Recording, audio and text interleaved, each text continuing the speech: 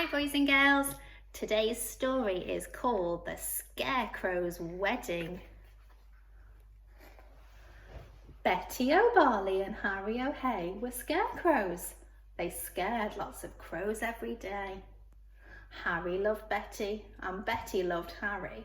So Harry said, "Betty, my beauty, let's marry. Let's have a wedding, the best wedding yet. A wedding that no one will ever forget." Betty agreed, so they hugged and they kissed. Then Betty said, "Harry dear, let's make a list." "Just as you say," answered Harry O'Hay. So they wrote down the things they would need on the day.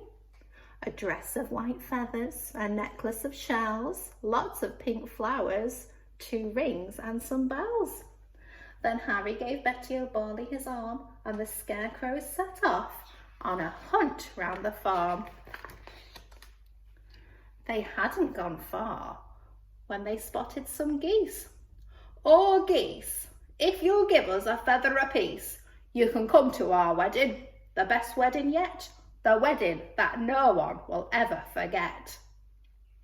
"We will," honked the geese, and they each gave a feather. The spider friend offered to sew them together. "Hooray!" cried the scarecrows. They hugged and they kissed, and they hurried back home and crossed dress off their list.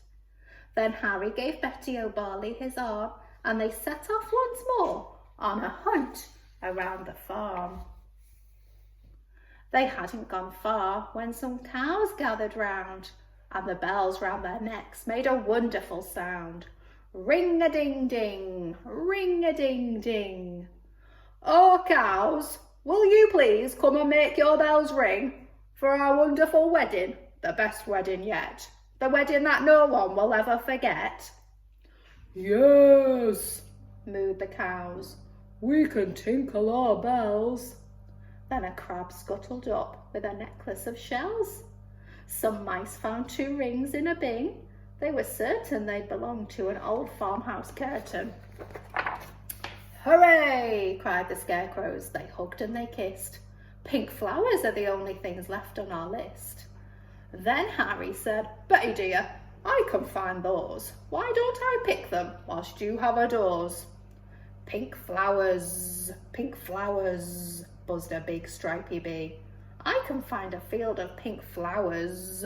Follow me." So the bee led the way and they travelled for hours till they came to a field full of pretty pink flowers. Harry stood thinking, I won't pick them yet. I'll need to find water to keep their stalks wet. "Just follow me," croaked a lumpy old toad. "There's a lovely wet pool at the top of this road." They climbed up the road. It was terribly steep. "I'm tired," said the toad, and they stopped for a sleep. Early next morning they came to the pool.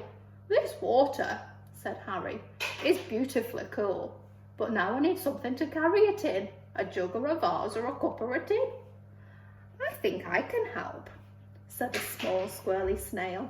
"I can show you the way to a very fine pail." So the snail and the scarecrow set off on their way, but the snail was so slow it took more than a day. Betty was worried. "What's happened to Harry? Where is the scarecrow I'm planning to marry?" The farmer came by with a frown on his face, and he made a new scarecrow to take Harry's place. "Good day," said the scarecrow. "I'm Reginald Rake." And he took Betty's hand and he gave it a shake. "Together," he told her, "we make a fine pair. You're really quite pretty apart from your hair." Then he jumped in the tractor and he told her, "Hop in. I'm a really fast driver. Let's go for a spin." But Betty said, "No, I must wait here for Harry. He is the scarecrow I'm planning to marry. We're planning our wedding, the best wedding yet, the wedding that no one will ever forget." Reginald laughed. "You'll be waiting forever. Forget about Harry. I bet he's not clever."